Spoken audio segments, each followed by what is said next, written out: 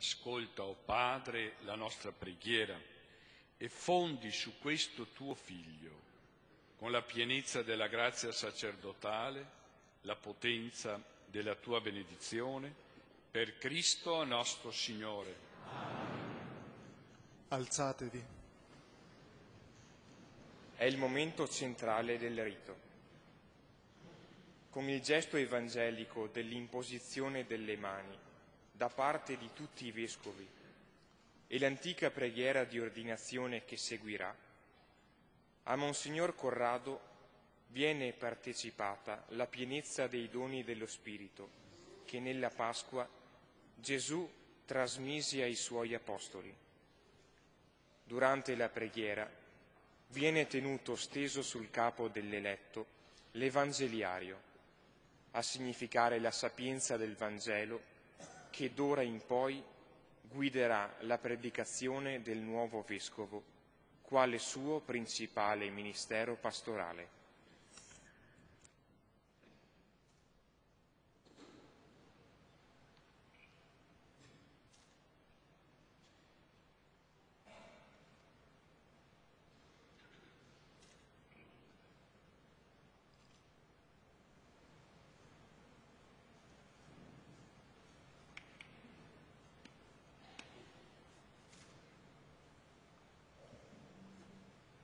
Questo segno dell'imposizione delle mani appare nella Chiesa apostolica come un segno che comunica un ministero.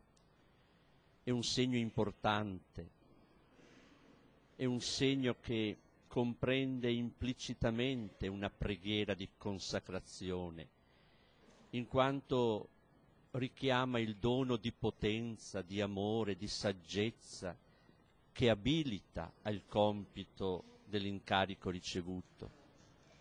Nell'imposizione delle mani è nascosta questa invocazione grande allo Spirito perché scenda e trasformi nell'annunciatore gioioso, forte del Vangelo Monsignor Corrado.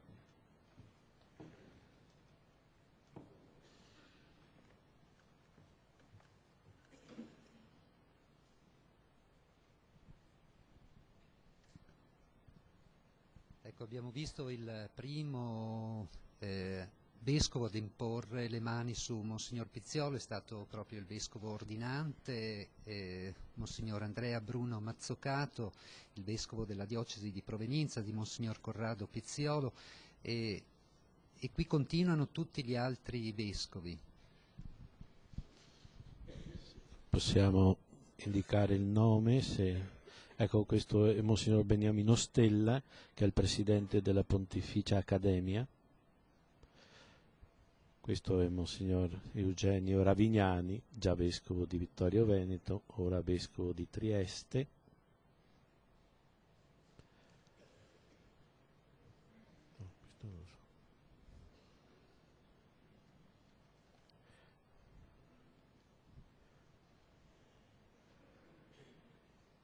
Questo è Monsignor Ovidio Poletto, originario di Vittorio Veneto, vescovo attualmente a Pordenone. Questo è il vescovo di Rovigo, Monsignor Soravito. Il vescovo emerito di Verona, Monsignor Carraro. Monsignor Gitangar, il vescovo di Sar, del Chad.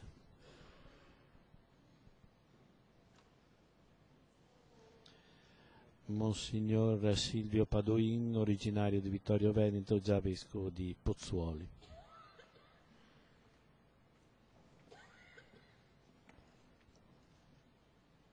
Monsignor Marcuzzo,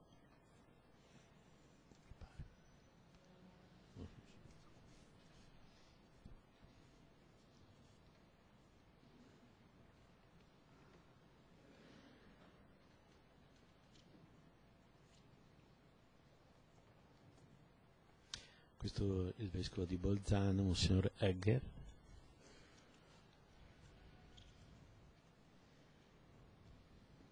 Il vescovo di Chioggia, Monsignor Daniel.